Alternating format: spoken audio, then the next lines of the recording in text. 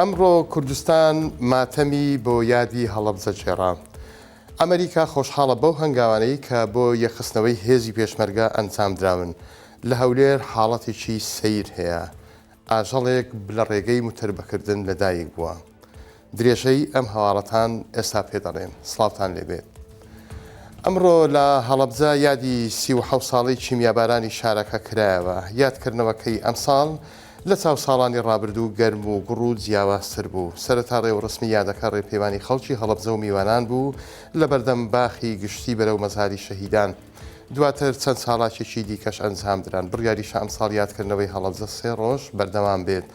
هاوکات زۆربەی شار و شارۆچکەکانی کوردستان لە کاتژمێر 11 پێشنی بەڕۆ 5 خولەک جوڵیان وەستاند و شەقامەکان خامۆشکران. هاوڵاتیان یادی ئەو کارە ساتەیان کردەوە.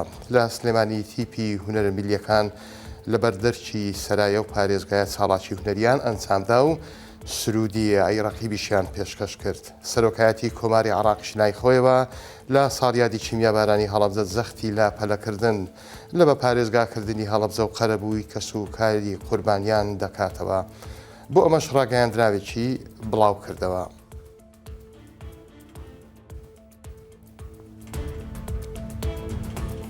وا دیارە یەخستنەوەی هێزەکانی پێشمەرگە هەنگاوی باشی بڕیوە. ئەوە تا وەزارەتی دەرەوەی ویلایەتە یەکگرتووەکانی ئەمریکا لە راپۆرتێکدا دەڵێت یەخستنەوەی هێزەکانی پێشمەرگە هەنگاوی زۆر باشی بڕیوە و تاکومانجی ئەیلولی ساڵی 2026 گواستنەوەی هێزەکانی سەر بە یەکەی هەفتا و هەشتا بۆ سەر وەزارەتەکە بەردەوام دەبێت. بە گوێرەی راپۆرتی وەزارەتی دەرەوەی ئەمریکا 11ەکە بۆ ئەو هێزانە دائەمەزرێن کە دەگوازرێنەوە سەر وەزارەتی پێشمەرگە و ژمارەشیان نزیکەی 138,000 کەس دەبێت.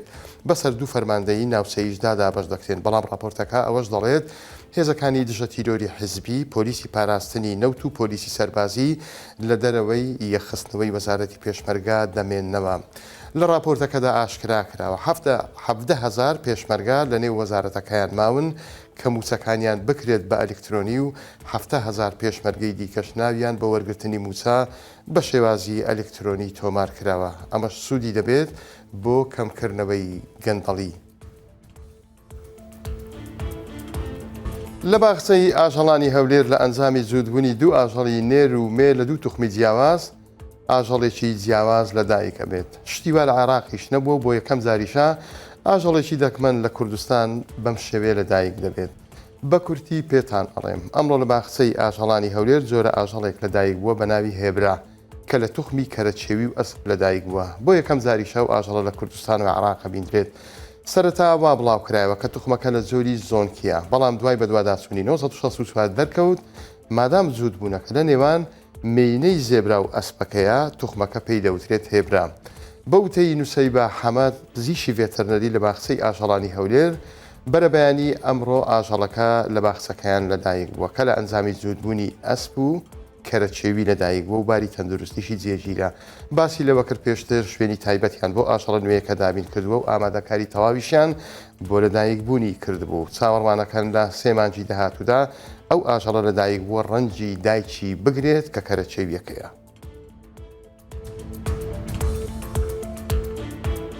پێنج مانگا هەڵبژاردننی پەرلەمانی هەرێمی کوردستان تەواو بووە، بەڵام هێشتا لە هەندێک شوێن پۆستەر و فلێکسی بانگەشەی بەشێک لە کاندیدەکان لەسەر شەقامەکان ماون و لانەبراون. شارەوانی ناحیەی گەرمەک وەک شوێنەکانی دیکەی نەکرد. کەوتە خۆ و هەمویانی کۆ کردەوە. بە قسەی خۆیان سیمایەکی ناسەردەمیانەیان بە ناحیەکە بەخشی بوو. سەروەر شێخ عەبدوڵڵا سەرۆکی شارەوانی گەرمەک بە 1964 بێت هەڵمەتێکی فراوانیان بۆ لابردنی تەواوی ئەو زێدەڕوویانە ئەنجام داوە کە سیمایەکی ناسەردەمیانەیان بە ناحیەکەیان بەخشی بوو. تیشی پێشتر سەرجەم پیشەوەر و کۆمپانیا و لایەنە سیاسیەکانمان ئاگادار کردبووەوە کە خۆیان پاشماوەی ڕیکلام و پۆستەر و فلێکسەکانیان لابرن و ماوەی 15 ڕۆژیشمان مۆڵەت پێدا بوون، ئەگەرنا خۆیان هەڵدەستن بە ئەنجامدانی ئەو کارە.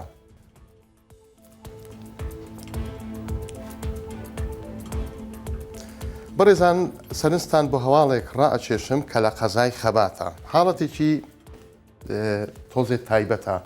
ماوەی 7 ساڵە ئەم پایسکلە لە شوێنێکی قەزای خەبات بە بەستراوەیی کە لە محەزەرێکی ئاسن بەسراوەتەوە بەجێ هەڵدراوە بەبێ ئەوەی خاوەنەکەی بێتەوە.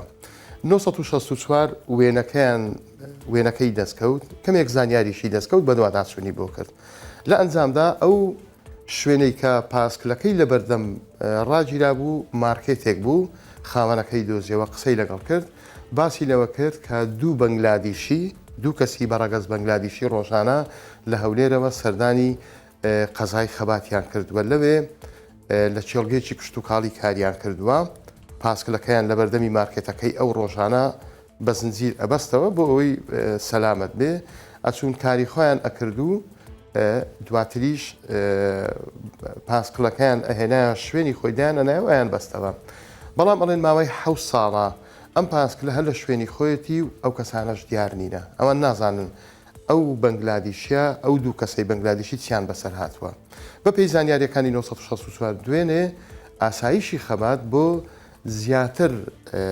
پاراستنی ئەم پاسکلە وەکو ڕەمزی ئەوەی کە ماوەی 7 ساڵە لە شوێنێکە و دەستکاری نەکراوە وەکو ڕەمزێک بۆ پاچەتی بۆ دەستپاچی لە قەزای خەبات لە شوێنێکی پارێزراوتری داناوە ئەمە یەکە لەو حاڵەتە ناوازانەی کە لە قەزای خەبات ڕوویداوە و ئێستاش هەر بەردەوامە بەڕێزان هەواڵەکانم پێشکەشکردن کاتێکی خۆش بۆ هەموو لایەکتان خواتان لەگەڵ